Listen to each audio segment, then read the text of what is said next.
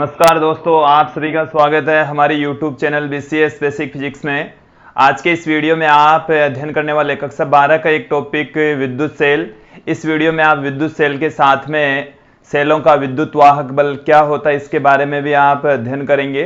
Terminal वोल्टता के बारे में भी आप देखने वाले हैं। इसके साथ में जो सेल होता है उसके आंतरिक प्रतिरोध के बारे में भी हम अध्ययन करेंगे। सेलों के विद्युत वाहक बल, टर्मिनल वोल्टता तथा आंतरिक प्रतिरोध में संबंध स्थापित करेंगे। सर्वप्रथम हम बात करेंगे विद्युत सेल क्या होता है।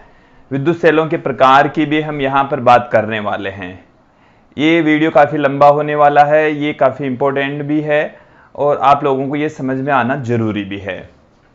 देखिए, विद्युत सेल हमने हेडिंग डाल रखी है। विद्युत सेल होता क्या है? ये एक ऐसा उपकरण होता है जो रासायनिक ऊर्जा को विद्युत ऊर्जा में कन्वर्ट करने का कार्य करता है। इसको हम इस तरीके से भी परिभाषित कर सकते हैं कि एक ऐसा उपकरण जो किन्हीं दो बिंदुओं के मध्य विभवांतर बनाए रखने का कार्य करता है। ये दो बिंदुओं के बीच में विभव उत्पन्न करेगा, विभवांतर उत्पन्न करने का कार्य करता है। तो उस उपकरण को हम विद्युत सेल कहते हैं। विद्युत सेल के द्वारा एक्चुअल में होता क्या है? रासायनिक ऊर्जा होती है वो विद्युत ऊर्जा में कन्वर्ट होती है। जो रासायनिक ऊर्जा है वो विद्युत ऊर्जा में कन्वर्ट होगी और जो विद्युत ऊर्जा है वो आवेशों के प्रवाह के लिए जिम्मेदार होती है। तो फाइनली जो विद्युत सेल होता है उससे आवेशों का प्रवाह होता है, दो बिंदुओं के बीच में विभवांतर उत्पन्न होता है। डेफिनेशन क्या है कि एक ऐसा उपकरण, ये एक विद्युत उपकरण होता है जो विद्युत ऊर्जा उत्पन्न करने का कार्य करता है। एक ऐसा उपकरण जो रासायनिक ऊर्जा को विद्युत ऊर्जा में रूपांतरित कर दें। रासायनिक ऊर्जा किस में बदल जाए? विद्युत ऊर्जा में। तो उस उपकरण को हम विद्युत सेल कहते हैं। एक बार इसकी डेफिनेशन फिर से सुन लीजिए। एक ऐसा विद्युत उपकरण जो रासायनिक ऊर्जा को विद्युत ऊर्जा में रूपांतरित कर दें, विद्युत सेल कहलाता है। इसको हम दूसरे तरीके से भी परिभाषित कर सकते हैं। दूसरा तरीका क्या है कि दो बिंदुओं के मध्य विभवांतर उत्पन्न करने वाला उपकरण। दो बिंदुओं के मध्य विभवांतर उत्पन्न करता है। विभवांतर उत्पन्न करने वाला जो उपकरण है उसको हम विद्युत सेल कहते हैं। करने वाला उपकरण विद्युत सेल कहलाता है विद्यार्थियों। देखिए, विद्युत सेल को हमने परिभाषित किया है आसान से तरीके से। रासायनिक ऊर्जा को जो विद्युत ऊर्जा में कन्वर्ट कर दें या जो किन्हीं दो बिंदुओं के बीच में विभवांतर उत्पन्न करने का कार्य करता है उसको हम विद्युत सेल कहते हैं। अब विद्युत सेल की जो मूलभूत संरचना होती है, उसकी जो बनावट होती है वो कैसे होगी, किस प्रकार की होगी, वो आप यहां पर देखेंगे। बनावट देखिए विद्यार्थियों, ये एक बंद बॉक्स के रूप में होगा और बंद बॉक्स के अंदर दो धातु की प्लेटें या छड़ें होती है। दो धातु की छड़ें होती है। एक मूल संरचना हमने यहां पर दिखाई है आपको। ये जो धातु की दो छड़ें हमने यहां पर दिखाई है इसको हम इलेक्ट्रोड कहते हैं। इनको इलेक्ट्रोड कहा जाता है, इनको टर्मिनल कहा जाता है। इलेक्ट्रोड या इसको हम कहते हैं टर्मिनल। विद्यार्थी, ये दो होंगे और इनमें से ये किसी द्रव पदार्थ के अंदर, एक घोल के अंदर डूबे हुए होते हैं। दोनों ही इलेक्ट्रोड, दोनों ही धातु की छड़ें, दोनों ही टर्मिनल्स। और इस घोल को, ये जो घोल है जिसके अंदर ये दोनों छड़ें डूबी हुई है, ये होता है विद्युत अपघट्य पदार्थ। विद्युत अपघट्य पदार्थ या इसको सिर्फ विद्युत अपघट्य भी हम कह सकते हैं। देखिए, इनमें से एक जो धातु की छड़ है वो धनावेशित होती है और दूसरी जो धातु की छड़ होती है वो ऋणावेशित। मैं ये कंसीडर कर लेता हूं कि ये जो छड़ है वो धनावेशित है, ये इसके रेस्पेक्ट धन विभव पर होती है, इसलिए इसको हमने धनावेशित कहा है। और दूसरी वाली जो छड़ है वो ऋणावेशित है, इसके रेस्पेक्ट ये ऋण विभव पर होती है, इसका विभव कम, इसका विभव ज्यादा होता है। जो इलेक्ट्रोड होते हैं वो यहां पर हमारे पास में आ गए हैं। दो प्रकार के इलेक्ट्रोड होते हैं, एक धनावेशित इलेक्ट्रोड होता है, दूसरा ऋणावेशित इलेक्ट्रोड होता है। जो इलेक्ट्रोड धनावेशित होता है उस इलेक्ट्रोड को हम एनोड कहते हैं, उसका नाम दे दिया हमने, धनावेशित इलेक्ट्रोड एनोड कहलाता है। और जो ऋणावेशित इलेक्ट्रोड होता है, ऋणावेशित टर्मिनल होता है, उसको हम कैथोड कहते हैं। अर्थात किसी भी विद्युत सेल के अंदर दो इलेक्ट्रोड होते हैं, कैथोड तथा एनोड। कैथोड पर ऋणावेश होता है, एनोड पर धनावेश होता है। एनोड धनावेशित होगा जबकि कैथोड ऋणावेशित होगा। तो किसी भी विद्युत सेल के अंदर दो इलेक्ट्रोड होंगे और एक उनमें से धनावेशित होगा जबकि दूसरा जो इलेक्ट्रोड है वो ऋणावेशित होगा। अब हम बात करते हैं इसके अंदर जो पदार्थ भरा हुआ है वो है विद्युत अपघट्य पदार्थ। ये विद्यार्थी एक विशेष प्रकार का पदार्थ होगा और जब इस दोनों टर्मिनल्स को किसी तार से जोड़ दें, किसी विद्युत उपकरण से यदि हम इसको संयोजित कर देंगे, तब ये जो घोल है ये आयनों के रूप में टूट जाएगा। इसमें धनायन तथा ऋणायन दोनों होंगे। इस घोल के अंदर जब धारा प्रवाहित होगी तो दो प्रकार के आयन होंगे, धनायन भी होंगे और ऋणायन भी होंगे। धनायन और ऋणायन, देखिए धनायन और ऋणायन दोनों मौजूद होंगे। जैसे लेड सल्फेट ले लें आप, या ये जो घोल है NaCl का ले लें, तो NaCl Na+ में और Cl- में टूट जाएगा। और ये जो Na+ है वो है धनायन, Cl- है वो है ऋणायन। जब ये यहां से टूटता है तो जो धनायन होता है वो ऋणावेशित इलेक्ट्रोड की ओर गति करेगा और जो ऋणायन होता है वो धनावेशित इलेक्ट्रोड की ओर गति करेंगे। तो इधर तो गति करेगा ऋणावेशित आयन और जो धनावेशित आयन है वो कैथोड की ओर गति करेंगे, ऋणावेशित इलेक्ट्रोड की ओर गति करते हैं। तो विद्युत अपघट्य पदार्थ के अंदर जब विद्युत धारा प्रवाहित होती है तो विद्युत अपघट्य पदार्थ है वो आयनों के रूप में टूट जाता है और आयन विपरीत प्रकृति वाले इलेक्ट्रोडों की ओर गति करते हैं। धनायन ऋणावेशित इलेक्ट्रोड कैथोड की ओर गति करेगा और ऋणायन है वो धनावेशित इलेक्ट्रोड मतलब एनोड की ओर गति करता है। यहां तक हम आपको बता दें कि जब इसको किसी उपकरण से, किसी तार से संयोजित कर दें तो बाहरी जो भाग होता है उसमें जो विद्युत धारा बहती है वो तो इलेक्ट्रॉनों की वजह से बहती है, और जो सेल के भीतरी भाग है, अंदर वाला जो हिस्सा है, उसमें जो विद्युत धारा बहती है वो आयनों की वजह से बहती है, धनायन और ऋणायन की वजह से प्रवाहित होती है। तो एक सेल के अंदर जो विद्युत धारा प्रवाहित होती है वो भीतरी भाग में आयनों की वजह से और बाहरी भाग के अंदर मुक्त इलेक्ट्रॉनों के कारण से प्रवाहित होती है। देखिए अब हम यहां पर बात करेंगे जो विद्युत सेल होते हैं वो कितनी प्रकार के होते हैं। विद्युत सेल विद्यार्थियों दो प्रकार के होते हैं। विद्युत सेलों को हम दो भागों में डिवाइड करेंगे। विद्युत सेल के प्रकार, विद्युत सेल विद्यार्थियों दो प्रकार के होते हैं, दो प्रकार के होंगे। पहला जो प्रकार है वो है प्राथमिक सेल। प्राथमिक सेलों को हम प्राइमरी सेल भी कहते हैं।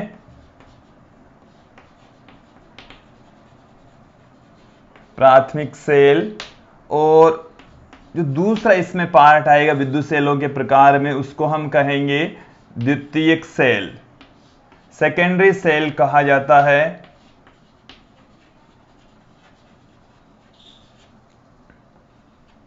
सेकेंडरी सेल, देखिए प्राथमिक सेल कौन से होंगे? वे सेल जिन्हें एक बार निरावेशन के पश्चात दोबारा चार्ज नहीं किया जा सकता, दोबारा जिनको हम आवेशित नहीं कर सकते। यदि सेल एक बार पूरी तरह से निरावेशित हो गया, निरावेशन का मतलब यहां पर है डिस्चार्जिंग, निरावेशन को हम कहते हैं डिस्चार्जिंग।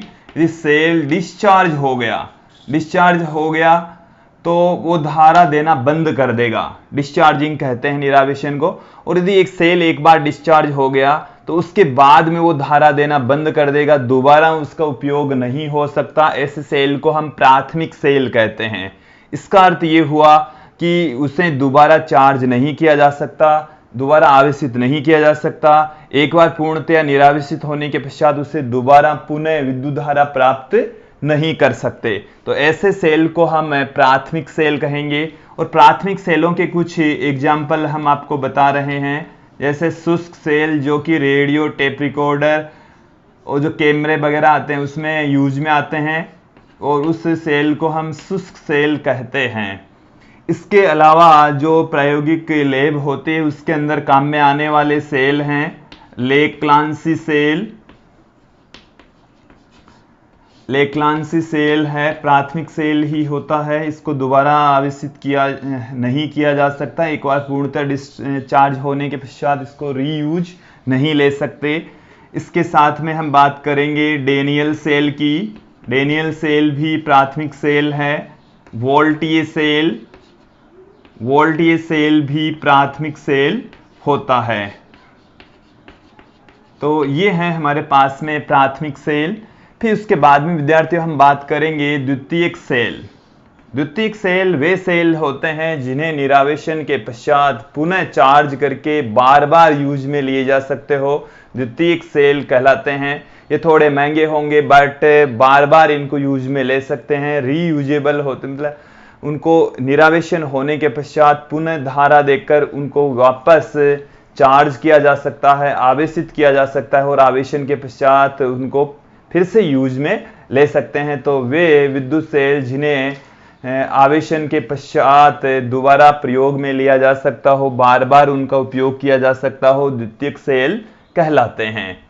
तो ये जो प्राथमिक सेल होते हैं एक बार पूर्णतः निरावेशित होने के पश्चात दोबारा काम में नहीं आते, जबकि इनको फिर से चार्ज करके फिर से यूज में ले सकते हैं। तो ऐसे सेल द्वितीयक सेल कहलाते हैं। और द्वितीयक सेलों के एग्जाम्पल की यदि हम बात करें तो विद्यार्थियों सीसा संचायक सेल, सीसा संचायक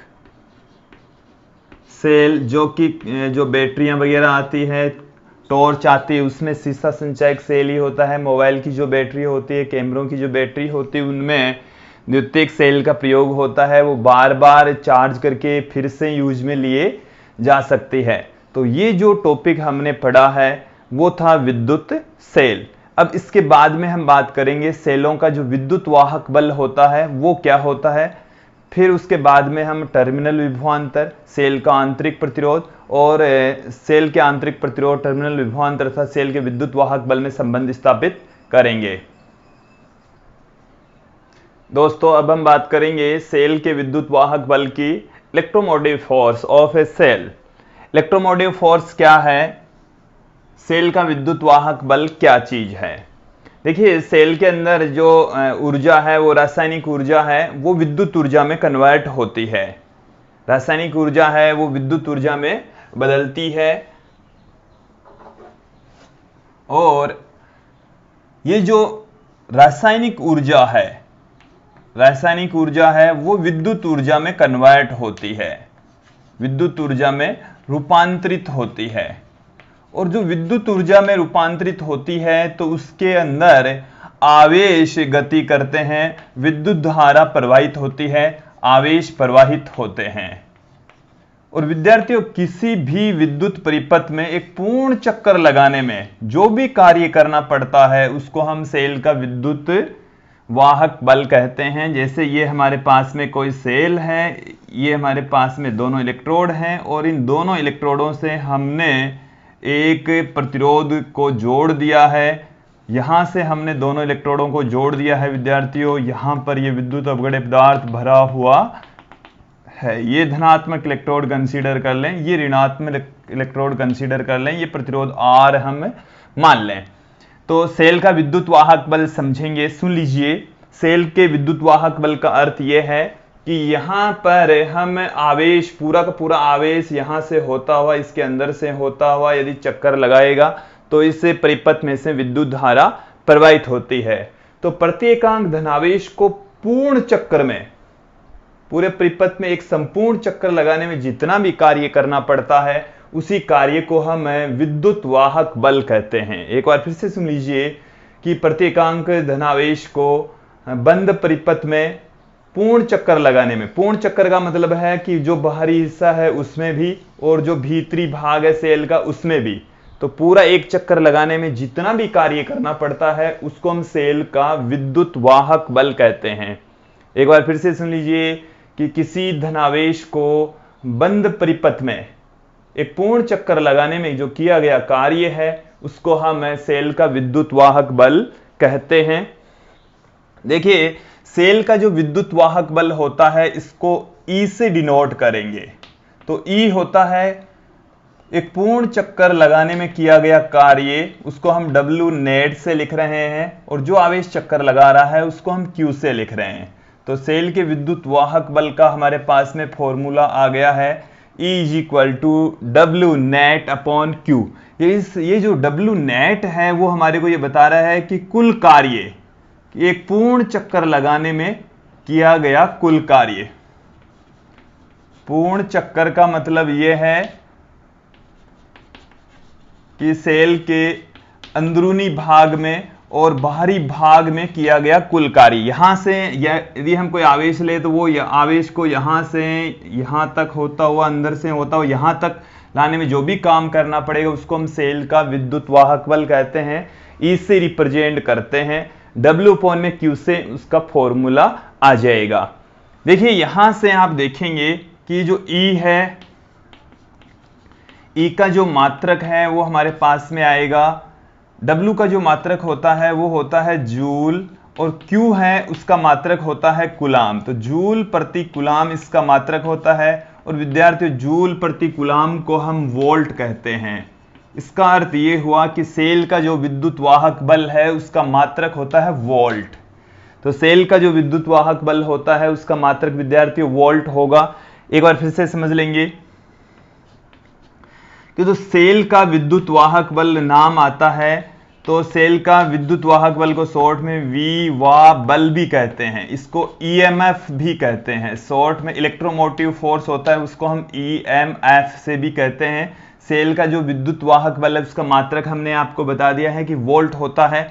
अब देखिए विद्यार्थियों, जो सेल का विद्युत वाहक बल नाम से तो ऐसे लग रहा है जैसे ये कोई बल है, लेकिन ये बल नहीं है। वास्तव में जो सेल का विद्युत वाहक बल होता है वो विभवांतर होता है, विभवांतर होता है। और नाम से थोड़ी सी भ्रांति उत्पन्न हो जाती है, मन में शंका उत्पन्न हो जाती है जैसे ये कोई बल है, बट ये बल नहीं है। एक्चुअल में ये विभवांतर है, और उस विभवांतर से जो आवेश है वो परिपथ में पूर्ण चक्कर लगाने का कार्य करता है। तो आप लोगों को सेल का विद्युत वाहक बल की जो डेफिनेशन है वो समझ में आई होगी। अब जो सेल का जो विद्युत वाहक बल होता है वो किन कारकों पर निर्भर करता है और किन कारकों पर निर्भर नहीं करता। देखिए, जो सेल का विद्युत वाहक बल है वो जो इलेक्ट्रोड जिस मेटर के बने हुए हैं, विद्युत अपघट्य पदार्थ जिस मेटर के बने हुए हैं उसकी प्रकृति पर निर्भर करता है। तो विद्युत वाहक बल की निर्भरता, विद्युत वाहक बल है वो किन कारकों पर निर्भर करता है, किन राशियों पर वो डिपेंड करता है। तो देखिए, किन कारकों पर डिपेंड करेगा कि इलेक्ट्रोड जिस भी मेटर के बने हुए हैं उस मेटर की प्रकृति पर डिपेंड करेगा। वह जो विद्युत अपघट्य पदार्थ हैं जिनमें इलेक्ट्रोड डूबे हुए हैं, विद्युत अपघट्य पदार्थ, विद्युत अपघट्य की प्रकृति पर, इलेक्ट्रोड और विद्युत अपघट्य पदार्थ जिस भी मेटर के बने हुए हैं उसकी प्रकृति पर सेल का जो विद्युत वाहक बल है वो डिपेंड करता है। अब देखिए, किन राशियों पर डिपेंड नहीं करता, प्रकृति पर तो निर्भर होता है, और किन पर निर्भर नहीं होता वो भी देख लीजिए। विद्युत वाहक बल की अनिर्भरता, बल की अनिर्भरता, अनिर्भरता का मतलब यहां पर यह है कि किन राशियों पर, किन चीजों पर विद्युत वाहक बल है वो डिपेंड नहीं करता। जैसे इलेक्ट्रोडों के मध्य की दूरी पर डिपेंड नहीं करता, जो इलेक्ट्रोड है उनके बीच की जो डिस्टेंस है इलेक्ट्रोडों के मध्य की दूरी पर विद्युत वाहक बल डिपेंड नहीं करता। इसके साथ में जो इलेक्ट्रोड है या जो प्लेटें होती है इलेक्ट्रोडों वाली, इलेक्ट्रोडों के क्षेत्रफल पर भी डिपेंड नहीं करता। हम ये कह सकते हैं उनके आकार पर डिपेंड नहीं करता। आप छोटा बड़ा कैसा भी लीजिए, विद्युत वाहक बल का उससे कोई लेना देना नहीं है। जो विद्युत अपघटय पदार्थ है उसकी प्रकृति पर तो डिपेंड करता है, बट विद्युत अपघटय की मात्रा पर डिपेंड नहीं करता। मात्रा से इसको कोई लेना देना नहीं है। विद्युत अपघटय पदार्थ की प्रकृति से पर डिपेंड करेगा विद्युत वाहक बल का मान, बट उसकी मात्रा, कितनी मात्रा उसमें ली गई है, कितनी मात्रा में विद्युत अपघटय पदार्थ को भरा गया है, उससे विद्युत वाहक बल का कोई लेना देना नहीं है, उसमें वो अनिर्भर रहता है। अब विद्यार्थियों हम कुछ सेल लेंगे और उनके विद्युत वाहक बल की यहाँ पर बात करेंगे, और कुछ प्राथमिक सेलों के विद्युत वाहक बल निश्चित किए गए हैं, फिक्स होते हैं, और वो आपको ध्यान में भी रखने पड़ेंगे। जैसे कुछ हम सेल आपको बता रहे हैं और उनके विद्युत वाहक बल भी हम यहाँ पर बता रहे हैं, आप लोगों को वो अच्छे से ध्यान में रखना है। विभिन्न सेलों के विद्युत वाहक बल, तो मैं सेल और उसके विद्युत वाहक बल की यहाँ पर चर्चा करूंगा। सर्वप्रथम हम बात करते हैं शुष्क सेल जो घड़ियों में, टेप रिकॉर्डर में, रेडियो में काम में आता है, उसका जो विद्युत वाहक बल होता है वो होता है 1.5 वोल्ट। विद्युत वाहक बल को ई से, जिसकी वैल्यू 1.5 वोल्ट होती है। इसका मतलब ये हुआ कि यदि आप शुष्क सेल के सिरों पर विभवांतर की बात करेंगे तो वो सदैव 1.5 वोल्ट होगा। उससे जो विभवांतर है उसके सिरों पर क्रिएट होगा, उसके द्वारा दिए जाने वाला जो विभवांतर है वो 1.5 वोल्ट होता है।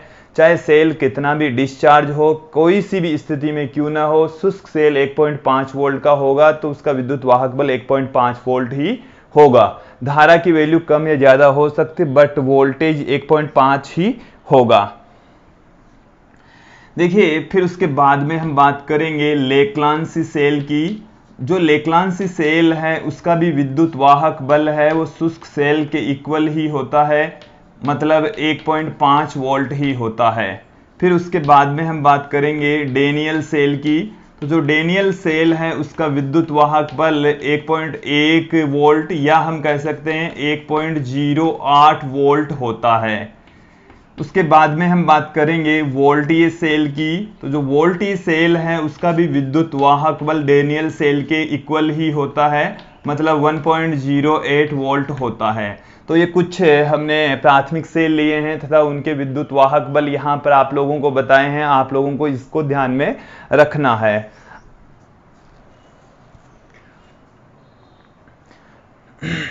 दोस्तों, अब हम बात करेंगे सेल का टर्मिनल विभवांतर। सेल के टर्मिनल विभवांतर को हम टर्मिनल वोल्टता भी कहते हैं, कैपिटल वी से लिखा जाता है। सेल का टर्मिनल विभवांतर, इसको हम टर्मिनल वोल्टता भी कहते हैं। टर्मिनल वोल्टता, इसको कैपिटल वी से लिखा जाता है।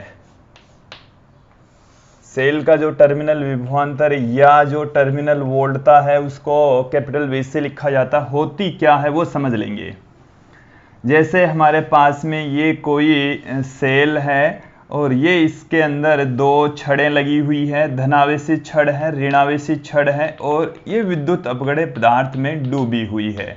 लेड सल्फेट हो सकता है। अलग अलग सेलों के अंदर ये जो विद्युत अपघटय पदार्थ है वो अलग अलग होता है। देखिए विद्यार्थियों, यहाँ पर ये हमने एक प्रतिरोध संयोजित कर दिया है। जैसे ये जो प्रतिरोध है वो कैपिटल आर है। अब हम टर्मिनल विभवांतर को परिभाषित करेंगे कि देखिए विद्यार्थियों, किसी आवेश को बाह्य परिपथ में एक टर्मिनल से दूसरे टर्मिनल तक ले जाने में जो कार्य करना पड़ता है उसी को हम सेल का टर्मिनल विभवांतर कहते हैं। एक बार फिर से सुन लीजिए कि किसी सेल के बाह्य परिपथ में एक टर्मिनल से दूसरे टर्मिनल तक किसी आवेश को ले जाने में जो कार्य करना पड़ता है उसी कार्य को ही हम टर्मिनल वोल्टता, टर्मिनल विभवांतर कहते हैं। सुन लीजिए, फिर से सुन लीजिए। देखिए विद्यार्थियों, यहां पर ये हमारे पास में एक टर्मिनल है, ये जो टर्मिनल है वो है एनोड और ये जो टर्मिनल है वो है कैथोड। तो एनोड से कैथोड तक, मतलब कोई सा भी एक टर्मिनल ले लीजिए, यहां से यहां तक यदि किसी आवेश को ले जाने में किया गया कार्य W E अक्ष T है और जो आवेश जिसको ले जाया जा रहा है वो Q है, तो टर्मिनल वोल्टता V बराबर होगी W एक्सटर्नल अपॉन में Q। एक बार फिर से समझ लेंगे कि आवेश Q को बाह्य परिपथ में एक टर्मिनल से दूसरे टर्मिनल तक ले जाने में किया गया कार्य टर्मिनल वोल्टता, टर्मिनल विभवांतर कहलाता है। देखिए विद्यार्थियों, इसका मात्रक भी वोल्ट होता है, इसका मात्रक भी वोल्ट ही होगा। आसान सी डेफिनेशन है, सिंपल सी डेफिनेशन है। किसी आवेश को बाह्य परिपथ में एक टर्मिनल से दूसरे टर्मिनल तक ले जाने में जो कार्य करना पड़ता है, किया गया जो कार्य है, उसी को हम टर्मिनल विभवांतर या टर्मिनल वोल्टता कहते हैं। उसके बाद में हम यहां पर बात करेंगे सेल का आंतरिक प्रतिरोध। सेल का आंतरिक प्रतिरोध, सेल का जो आंतरिक प्रतिरोध होता है उसको हम स्मॉल r से पुट करते हैं। सेल का आंतरिक प्रतिरोध, सेल का जो आंतरिक प्रतिरोध है internal resistance of cell small r से लिखा जाता है। होता क्या है, इसकी जो डेफिनेशन है वो क्या है। देखिए, जब हम बाह्य टर्मिनलों को, इन दोनों टर्मिनलों को किसी तार से संयोजित कर दे, किसी उपकरण से संयोजित कर देंगे, तो बाह्य भाग में इलेक्ट्रॉनों के द्वारा विद्युत धारा प्रवाहित होगी और जो सेल का आंतरिक भाग है, जो भीतरी भाग है, इस भीतरी भाग के अंदर भी आयनों के द्वारा विद्युत धारा प्रवाहित होती है। आयन गति करते हैं जिनकी वजह से विद्युत धारा प्रवाहित होती है और उस विद्युत धारा के मार्ग में उत्पन्न बाधा, आयनों के मार्ग में उत्पन्न जो बाधा है, रुकावट है, व्यवधान है, उसी को ही हम आंतरिक प्रतिरोध कहते हैं। तो किसी सेल के भीतर, भीतर का मतलब है इसके अंदरूनी भाग में, यहां पर इस बॉक्स के अंदर धारा के मार्ग में उत्पन्न बाधा, या यहां पर कह सकते हैं कि जो आयन गति करते हैं, आयनों के मार्ग में, आवेशों के मार्ग में जो बाधा उत्पन्न होती है, उसी को हम सेल का आंतरिक प्रतिरोध कहते हैं। सेल के भीतर धारा के मार्ग में उत्पन्न बाधा, धारा के मार्ग में उत्पन्न जो बाधा है, रुकावट है, व्यवधान है, उसको ही हम सेल का आंतरिक प्रतिरोध कहते हैं। सेल के आंतरिक प्रतिरोध को स्मॉल r से लिखा जाता है। अब देखिए विद्यार्थियों, सेल का जो आंतरिक प्रतिरोध होता है वो किन कारकों पर डिपेंड करता है।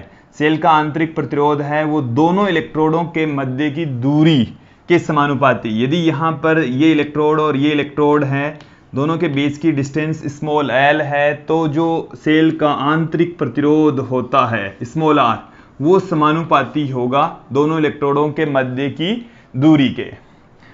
इसके साथ में हम ये कह सकते हैं कि सेल का जो आंतरिक प्रतिरोध होता है वो विद्युत अपगढ़ पदार्थ में डूबे हुए इलेक्ट्रोडों के क्षेत्रफल के व्युत्क्रमानुपाती होता है। एक बार फिर से समझ लेंगे कि यहां तक ये विद्युत अपगढ़ पदार्थ भरा हुआ है, ये जो इलेक्ट्रोड है वो यहां से लेकर यहां तक इसमें डूबा हुआ है, ये वाला जो इलेक्ट्रोड है वो यहां से यहां तक इसमें डूबा हुआ है।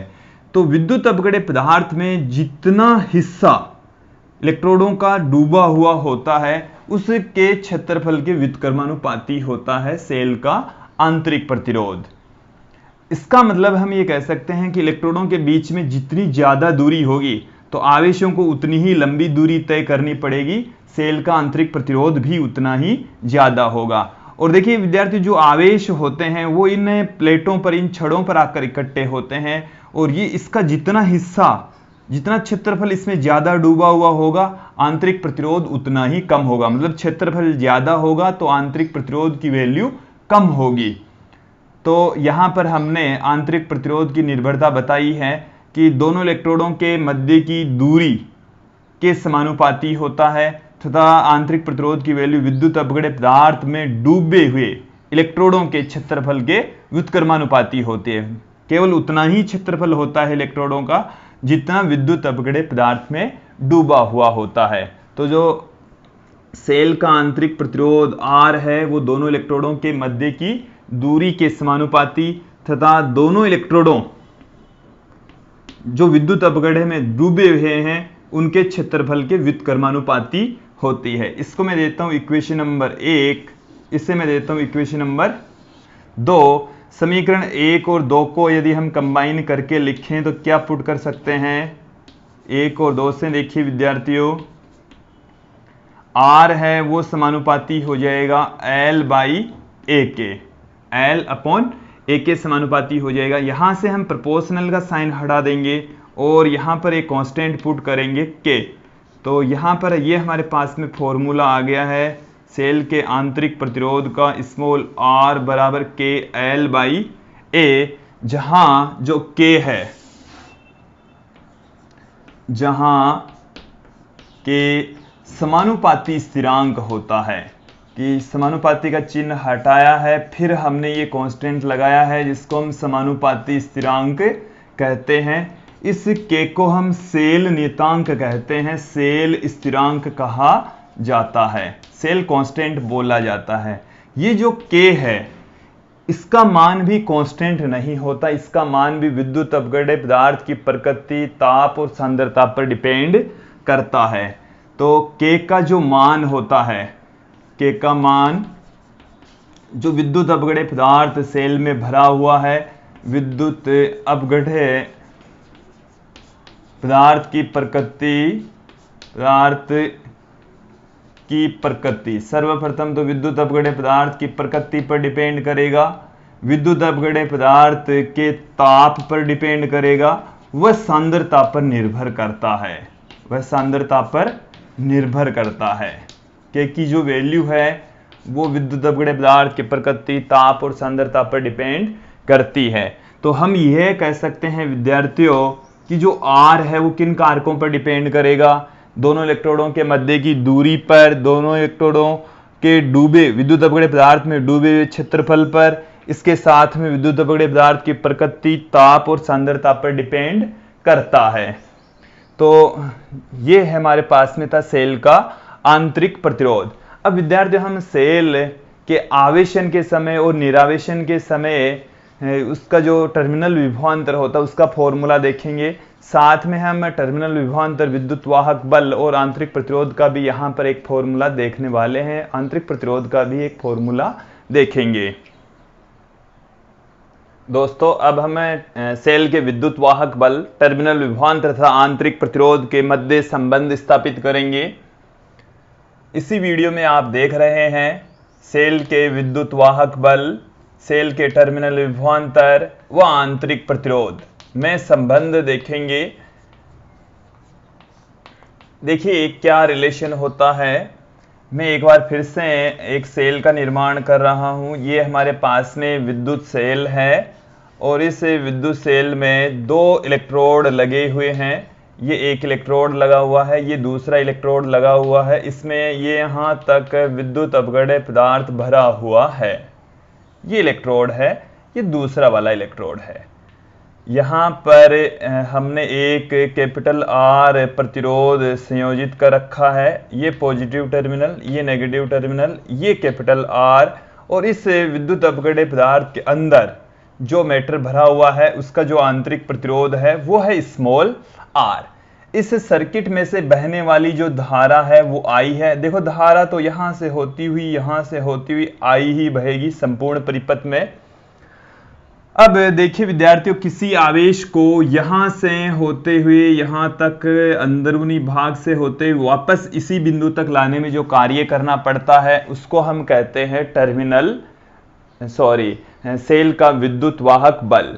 और यदि किसी आवेश को यहां से यहां तक लेकर जाएं तो यहां तक ले जाने में जो किया गया कार्य होता है उसको हम कहते हैं टर्मिनल विभवांतर। और यहां से यहां तक किसी आवेश को ले जाएंगे तो उसको हम आंतरिक विभवांतर कह देंगे।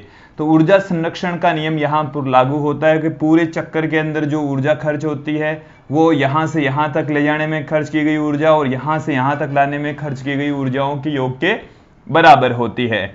हम यहां पर यह भी कह सकते हैं कि जो सेल का विद्युत वाहक बल होता है, सेल का विद्युत वाहक बल ईएमएफ जिसको हम कह रहे हैं, ई से रिप्रेजेंट करते हैं। सेल का जो विद्युत वाहक बल होता है वो बाहरी विभवांतर, जो बाहर का विभवांतर होता है जिसको हम टर्मिनल विभवांतर कह रहे हैं, कैपिटल वी से लिखा जा रहा है, टर्मिनल विभवांतर, तथा जो सेल के अंदर का विभवांतर है जिसको हम आंतरिक विभवांतर यहां पर कह रहे हैं विद्यार्थियों।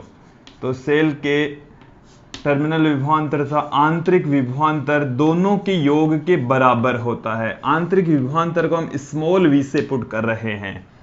तो यहां पर हमारे पास में आ गया है E बराबर कैपिटल V प्लस में स्मॉल v। ये जो कैपिटल V है वो है टर्मिनल विभवांतर आवेश को यहां से यहां तक लाने में किया गया कार्य। स्मॉल v है आंतरिक विभवांतर आवेश को यहां से यहां तक लाने में किया गया कार्य। और E है वो है किसी आवेश को यहां से यहां तक लाने में किया गया कार्य। तो जो पूरा चक्कर है उसको हमने दो टुकड़ों में तोड़ दिया है। देखिए कैपिटल V को, टर्मिनल विभवांतर को तो हम एज इट इज रख लेंगे, और जो आंतरिक विभवांतर है, आंतरिक विभवांतर को हम पुट करेंगे। आंतरिक विभवांतर किसके तुल्य होगा? आंतरिक विभवांतर, विभवांतर बराबर है ओम के नियम से V बराबर होता है I इंटू R। तो देखो बाह्य भाग से जितनी धारा बहेगी उतनी ही धारा अंदर से बहेगी। अंदर का जो प्रतिरोध है वो स्मॉल r है जिसको हम आंतरिक प्रतिरोध कह रहे हैं। सेल के अंदर का जो प्रतिरोध है, अंदरूनी भाग का, भीतरी भाग का जो प्रतिरोध स्मॉल r है, तो अंदरूनी जो आंतरिक विभवांतर है वो हो जाएगा I इंटू R। इसकी वैल्यू यहां पर हम पुट कर देंगे तो E बराबर हमारे पास में आ गया V प्लस में I इंटू R।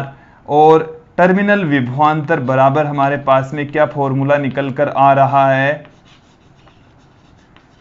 टर्मिनल विभवांतर बराबर आ रहा है विद्यार्थियों V is equal to E minus, ये वाली वैल्यू उधर जाएगी तो माइनस में हो जाएगी I इंटू R। तो V बराबर आ गया E माइनस I R। ये संबंध होता है E V और R में, E V और R में। देखिए इस संबंध से हम कुछ बातें देखेंगे। हमारे पास में टर्मिनल विभवांतर V बराबर है E माइनस में I इंटू R। यहां से ये स्पष्ट हो रहा है कि जो E है उसका मान ज्यादा होता है, V का मान कम होता है। टर्मिनल विभवांतर सेल के विद्युत वाहक बल से कम ही होता है। विद्यार्थियों ये वाला जो फॉर्मूला है वो है निरावेशन की स्थिति में, निरावेशन की स्थिति में है। इसका मतलब है डिस्चार्जिंग की स्थिति में है। डिस्चार्जिंग की स्थिति के अंदर ये वाला फॉर्मूला हम यूज में लेते हैं।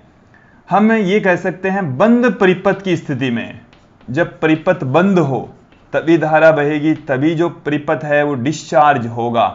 तो उस जब हम धारा ले रहे होते हैं उस स्थिति के अंदर जो फॉर्मूला है टर्मिनल विभवांतर का V बराबर होगा E माइनस I R। यहां तक आप लोगों को समझ में आ गया होगा। अब विद्यार्थी जैसे मान लीजिए कि द्वितीयक सेल है और उस सेल को दोबारा चार्ज करना पड़ रहा है, और जब दोबारा चार्ज करेंगे तो विद्यार्थी धारा की दिशा अपोजिट हो जाएगी।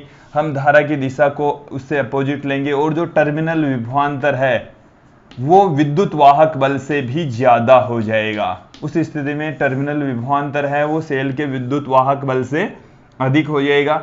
ये वाला जो फॉर्मूला था वो निरावेशन की स्थिति में, और ये वाला जो फॉर्मूला है वो है आवेशन की स्थिति में। मतलब जब आप सेल को चार्ज कर रहे हैं, चार्जिंग वाली पोजीशन में, जो विद्युत वाहक बल और टर्मिनल विभवांतर है उसके बीच में संबंध इस प्रकार का होगा।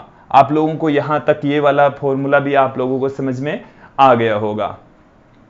विद्यार्थियों यहां पर हम एक रिलेशन देखेंगे खुले परिपथ में। खुले परिपथ का अर्थ ये हो गया कि अब उसमें से विद्युत धारा प्रवाहित नहीं हो रही। खुले परिपथ में, खुले परिपथ का मतलब हो गया कि अब उसको आपने बाह्य भाग से, बाह्य उपकरणों से नहीं जोड़ रखा, यहां से खुला छोड़ दिया, यहां से खुला छोड़ दिया तो अंदर से भी धारा नहीं बहेगी, विद्युत धारा का प्रवाह शून्य हो जाएगा। धारा की वैल्यू जब शून्य होगी तो यहां से देखिए विद्यार्थियों क्या आ जाएगा, V बराबर हमारे पास में फॉर्मूला है E माइनस में IR, I बराबर जब 0 होगा तो V बराबर आ जाएगा E। तो हम ये कह सकते हैं कि खुले परिपथ में सेल का जो टर्मिनल विभवांतर होता है उसे ही सेल का विद्युत वाहक बल कहते हैं, या सेल के विद्युत वाहक बल के बराबर होता है। खुले परिपथ में, एक बार फिर से सुन लीजिए, खुले परिपथ में सेल का टर्मिनल विभवांतर सेल के विद्युत वाहक बल के बराबर होता है। आप लोगों को यहां तक समझ में आ गया। अब देखिए हम एक आंतरिक प्रतिरोध का जो फॉर्मूला है वो यहां पर एक बार फिर से देखने वाले हैं। टर्मिनल विभवांतर को भी मैं टर्म्स में दूसरे फॉर्मूले में यहां पर पुट कर रहा हूं। टर्मिनल विभवांतर, बाह्य भाग के अंदर विभवांतर होता है टर्मिनल विभवांतर V, तो बाह्य भाग में भी हम ओम का नियम लगाकर V की वैल्यू निकाल लेंगे, तो जो कि I इंटू R आ जाएगी, I इंटू R। अब इसी फॉर्मूले को हम इसमें यूज में लेंगे। देखो यहां से मैं एक बार फिर से पुट कर रहा हूं, V बराबर आपके पास में है E माइनस में I इंटू R, यहां से I इंटू R इधर ले आइए, ये तो हो जाएगा प्लस में, इक्वल टू E माइनस, ये उधर चला जाएगा तो माइनस में V हो जाएगा, स्मॉल r बराबर आ गया है E माइनस V अपॉन में I। ये जो I की वैल्यू है वो मैं यहां से पुट करूंगा, I बराबर हम रख देंगे V बाई R। तो जब I बराबर V बाई R रखेंगे तो E माइनस V तो पड़ा ही है, इस I की वैल्यू है V बट्टे में R, तो R यहां पर गुणा में आ जाएगा, R यहां पर गुणा में आ जाएगा। आप लोगों को यहां तक ये वाला जो फॉर्मूला है वो समझ में आ गया होगा। विद्यार्थियों ये हमारे पास में आ गया है आंतरिक प्रतिरोध का सूत्र फॉर्मूला। यदि हम उसी फॉर्मूले की हम बात करें, अब देखिए हर बार हम सेल का इतना बड़ा तो प्रतीक चिन्ह मतलब बनाएंगे नहीं, इतना बड़ा सेल नहीं बनाएंगे, तो सेल का जो प्रतीक चिन्ह है वो क्या होगा, सेल का प्रतीक चिन्ह अब हम यूज में लेंगे। सेल का जो प्रतीक चिन्ह होता है विद्यार्थियों इस तरीके से दिखाया जाता है, एक टर्मिनल उसका बड़ा होता है, दूसरा वाला जो टर्मिनल होता है वो छोटा होता है। बड़ा वाला जो टर्मिनल होता है वो धनात्मक टर्मिनल, छोटा वाला जो टर्मिनल होता है उसको हम ऋणात्मक टर्मिनल कहते हैं। सेल का प्रतीक चिन्ह ये होता है, और ये है नियत विद्युत वाहक बल के लिए। नियत विद्युत वाहक बल के लिए सेल का प्रतीक चिन्ह इस प्रकार का होगा, और जब विद्युत वाहक बल बदल जाता है, ये पॉजिटिव ये नेगेटिव, और परिवर्ती विद्युत वाहक बल के लिए, परिवर्ती विद्युत वाहक बल के लिए हमारे पास में जो सेल का जो प्रतीक चिन्ह है वो इस प्रकार का होता है। देखिए विद्यार्थियों यहां पर हम बात करेंगे कि इस वाले परिपथ में से बहने वाली जो धारा है वो क्या होगी। विद्यार्थियों हम धारा और शक्तिशय का अब हम एक फॉर्मूला देखेंगे। दोस्तों अब हम देखेंगे शक्तिशय, इसी वीडियो में आप आगे देखेंगे शक्तिशय।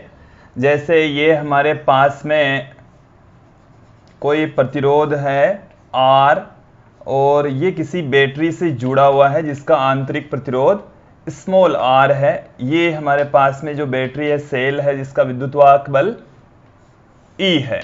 यहां से I धारा बह रही है, यहां से I धारा बह रही है। ये वाला जो हिस्सा है वो पूरा का पूरा सेल है। देखिए सेल को दिखाने का तरीका समझ लीजिए, ये बैटरी भी उसका आंतरिक प्रतिरोध भी साथ में दिखाया जाता है। कई बुक्स वाले तो इस आंतरिक प्रतिरोध को इसी के साथ में ही दिखा देते हैं, कई लोग इसको अलग से करके इस तरीके से भी दिखा सकते हैं, तो दोनों तरीके सही हैं। तो परिपथ से प्रवाहित धारा, परिपथ से बहने वाली जो धारा है वो क्या होगी, I बराबर हो जाएगी कुल विद्युत वाहक बल। कुल विद्युत वाहक बल यहाँ पर विद्यार्थियों E है, और कुल प्रतिरोध जो कि कैपिटल R प्लस में स्मॉल r के इक्वल है। तो I की हमारे पास में वैल्यू आ गई है E बट्टे में कैपिटल R प्लस में स्मॉल r। देखिए शक्ति से क्या होता है, शक्ति को हम P से पुट करेंगे। शक्ति का जो फॉर्मूला है वो इसी चैप्टर में हम आगे देखने वाले हैं। P बराबर होता है V इंटू आई। V यहाँ पर वोल्टेज, I यहाँ पर उसमें से बहने वाली धारा है। I की जो वैल्यू है V के स्थान पर देखिए आप क्या पुट कर सकते हैं, V बराबर I इंटू आर भी आप पुट कर सकते हैं। तो आपके पास में क्या आ जाएगा, यहां से P का formula I square into R आ गया। I की वैल्यू यहां पर पुट कर देंगे तो P बराबर हमारे पास में आ गया है E बट्टे में R प्लस स्मॉल r का स्क्वेयर इंटू आर। ये हमारे पास में शक्ति सही का फॉर्मूला आ गया है। और अधिकतम शक्ति सही के लिए विद्यार्थी स्मॉल r कैपिटल R के इक्वल होता है। और उस कंडीशन में देखिए क्या आ जाएगा फॉर्मूला, अधिकतम शक्ति क्षय के लिए, अधिकतम शक्ति क्षय के लिए, शक्ति क्षय के लिए एक अधिकतम शक्ति संचरण प्रमेय होती है। उसके लिए है P मैक्सिमम के लिए जो स्मॉल r है वो कैपिटल R के बराबर होना चाहिए। और उस कंडीशन में जो P की वैल्यू है वो देखिए क्या आ जाएगी आपके पास में, E का स्क्वायर ऊपर पढ़ाई है, स्मॉल r के स्थान पर कैपिटल R पुट करेंगे तो 2r हो गया, 2r का स्क्वायर करेंगे तो 4r स्क्वायर आएगा, एक r कट जाएगा, हमारे पास में ये वाला फॉर्मूला रह जाएगा। अब विद्यार्थियों हम किसी भी बैटरी का जो विद्युत वाहक बल है वो कब तो धनात्मक लेंगे, कब ऋणात्मक लेंगे, और न्यूमेरिकल क्वेश्चन को सोल्व करते समय जो अब मैं बात बता रहा हूं वो आपको यूज में आएगी। देखिए जैसे ये हमारे पास में कोई बैटरी है और धारा इसकी पॉजिटिव टर्मिनल से इस तरीके से बह रही है धारा, और यदि हम ऋण टर्मिनल से धन टर्मिनल की ओर जा रहे हैं, ऋण टर्मिनल से धन टर्मिनल की ओर जा रहे हैं, तब इसके विद्युत वाहक बल को हम धनात्मक लेंगे। इसके विद्युत वाहक बल को क्या लेना है विद्यार्थियों, धनात्मक। और जैसे आपके पास में धारा इसकी अपोजिट डायरेक्शन में बह रही है, हम पॉजिटिव टर्मिनल से नेगेटिव टर्मिनल की ओर जा रहे हैं, तो आपको विद्युत वाहक बल ऋणात्मक लेकर चलना है, नेगेटिव लेकर चलना है। जैसे मैं एक साथ में इस तरीके से दिखा दूं कि ये हमारे पास में एक बैटरी है, ये हमारे पास में एक बैटरी है, इसका विद्युत वाहक बल E1, इसका विद्युत वाहक बल E2 समझ लेंगे आप।